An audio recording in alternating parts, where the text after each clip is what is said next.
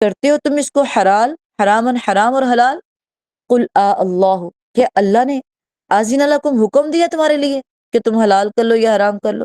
ام علی اللہ، کیا اوپر اللہ کی طرف سے تم جھوٹ باندھتے ہو؟ وما ظن الذین، اور نہیں گمان کیا ان لوگوں نے جو باندھتے اللہ پر جھوٹ، یوم القیامتی، قیامت کے دن کا، ان اللہ، تحقیق اللہ تعالیٰ صاحب فضل ہے علی الناس، لوگوں پر، لیکن اکثر لوگ لا یشکرون، نہیں قدر کرتے۔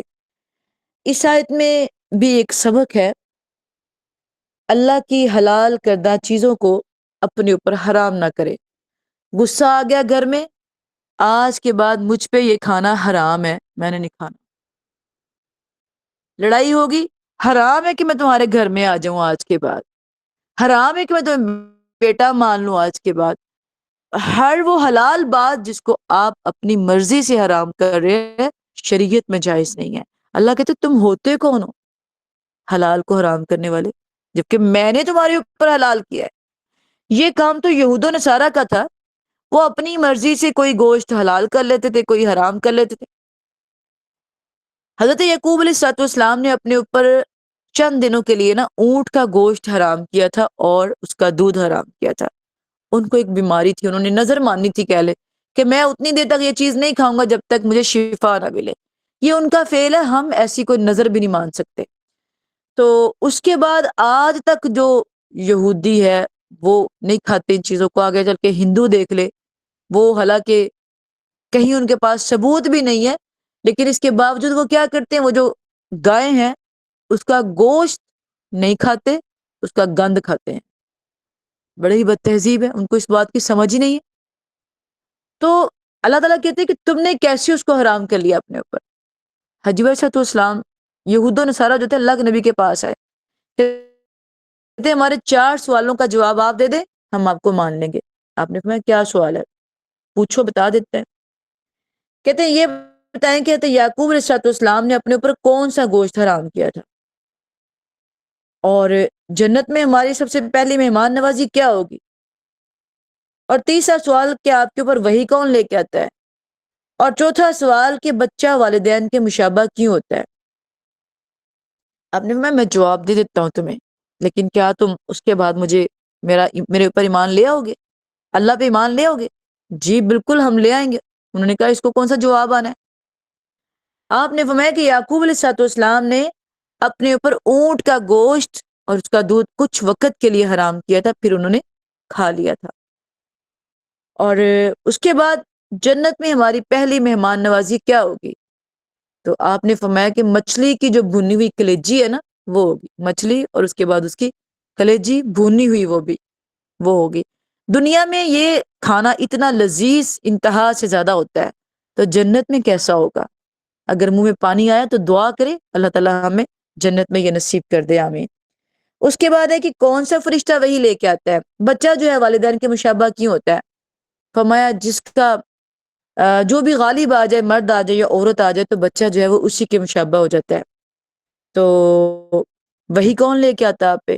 تو فرمایا جبرائیل وہی لے کے آتا ہے۔ اب چاہیے تو یہ تھا کہ سوالوں کے جواب ہو گئے تھے تو لے آتے ایمان، پڑھ لیتے کلمہ۔ کہتے اچھا آپ کے اوپر جبرائیل وہی لے کے آتا ہے تو پھر ہم نے کلمہ نہیں پڑھنا۔ کیوں بھائی؟ اس لیے کہ جبرائیل ہمیشہ عذاب ہی لے کے آتا ہے، وہ تو اللہ کا مامور ہے، اللہ نے اس کو حکم دینا ہے تو اس نے آ جانا ہے۔ خوشخبریاں بھی تو وہی لے کے آتا ہے نا۔ حضرت ابراہیم کے پاس بیٹے کی خوشخبری لے کے آئے تھے، حضرت یعقوب حضرت ذکریا علیہ السلام کے پاس بیٹے کی خوشخبری لے کے آئے تھے، خوشخبریاں بھی تو وہی لے کے آتے تھے۔ جنگ بدر میں فتح کی خوشخبری لے کے آئے تھے، تو یہ تو اللہ تعالیٰ کی طرف سے ان کو بنا کے بھیجا جاتا تھا، وہ لے آتے تھے پیغام، یعنی انہوں نے ماننا ہی نہیں تھا۔